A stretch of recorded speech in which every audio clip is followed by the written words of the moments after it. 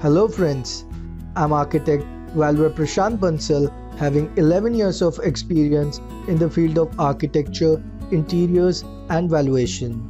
Today, I'll be sharing my experience and process about how I cleared this valuation examination of asset class land and building. With God's grace and with help of my teachers, mentors and fellow friends, I was able to crack this exam. As per my understanding and my experience, it is not an easy exam. At the same time, not a difficult also. The success ratio is quite low, so to clear this examination, you must have clear understanding of subjects and theory. New case studies are quite difficult and mind-boggling, but don't get depressed. You can crack it if you follow few right steps which I will be explaining in the later part of the video. So, as per my experience, 45 to 50% can be achieved by good reading of the book. 50 to 55% is when you have good understanding of subjects. 55 to 59.75 when you have a thorough reading of the subjects and preparation of MCQs. 60 to 65 when you outperform. Please note, on two occasions I got 59.25 and 59.5. It means fail. 60% is required for the passing of examination. Now I will be telling you my story of how I started. So I started last year in December. So now I will be telling you my story of how I started.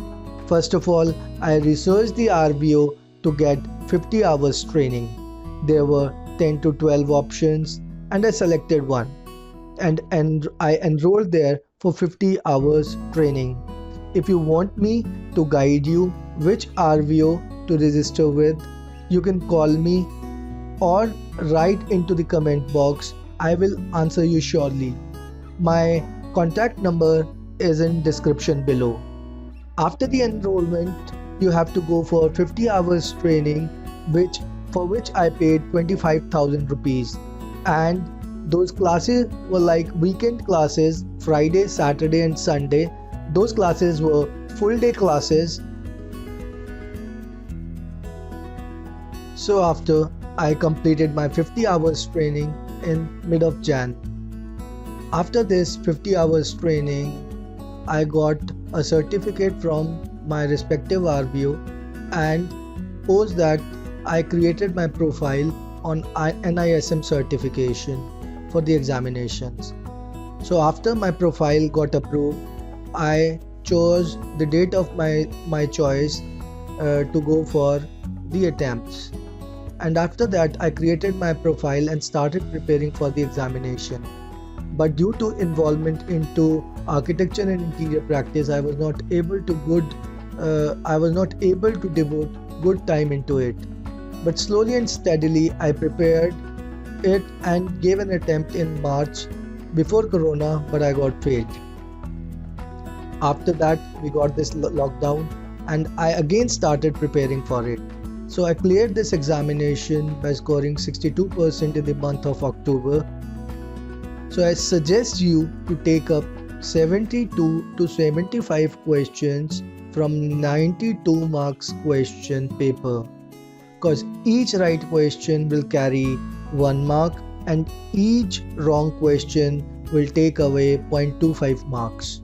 So attempt the question carefully and do not answer the question which you don't know. After clearing the examination, you will be getting a certificate from examination center which you have to send it to your respective RVO along with the several other documents which they will verify and send it to IBBI for the registration number. And for this process you have to pay 5900 plus 5900 rupees to RBO and 5900 to IBBI. After this process, the registration number and your details will appear on IBBI website. Soon after that, you have attended 8 hours of certificate of practice webinar, you are good to go, means good to practice. So that was my story and my experience, how I gave my examination and how I prepared for it. So friends, now the bigger question lies in how to prepare for the examination, which is the biggest challenge and problem amongst our aspiring valuers. First of all, you have to check the weightages of all chapter and then you have to prepare accordingly. From 92 marks question paper, there will be 20 marks case study.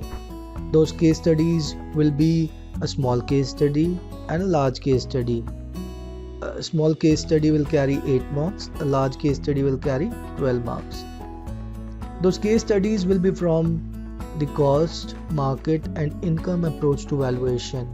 Please note, one case study from income approach is for sure, which is very tricky and difficult. So prepare income approach properly, and rest will be theory, MCQs. So case study is very important at the same time and the difficult one also. So prepare that one importantly.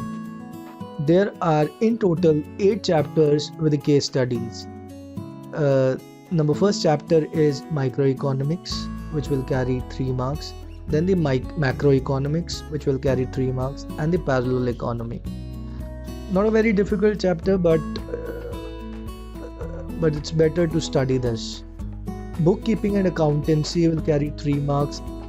I didn't studied this well, so I don't think it's of 3 marks, so it's not very important. Law in general is of 10 marks. It is very important. Introduction to statistics, I didn't prepare it. It's of 2 marks. Environmental issues in valuation of 3 marks is very common. Professional ethics and standards of 4 marks, not very difficult one. Law real estate 8 marks, very important. 10th chapter, valuation of real estate, 10 marks, very important. Now the approaches to valuation, the income approach to valuation, market approach to valuation and cost approach to valuation. They are of 7 marks each and very important. So prepare this properly. The case studies will be from these 3 chapters. Various purposes of valuation, 4 marks, again a normal one. Important case laws on the principles of valuation, you should prepare it.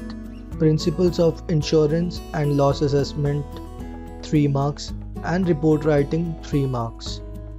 And at last, case study of 20 marks. So these are all the chapters which you have to study. So prepare according to your caliber. So I didn't prepare for the statistics and for the accountancy and bookkeeping. So these were 2 chapters which I ignored and rest I prepared well. So that was my way of studying it. So friends, I hope my experience of clearing this examination would help you in clearing yours. So friends, we will be coming up with new videos with important chapters and important items to study. To get the information, click the bell icon and subscribe our channel. To get the important notes, case studies and MCQs, you can contact us. Our number is in description below. So friends, all this for today. Stay home, stay safe. Jai Hind.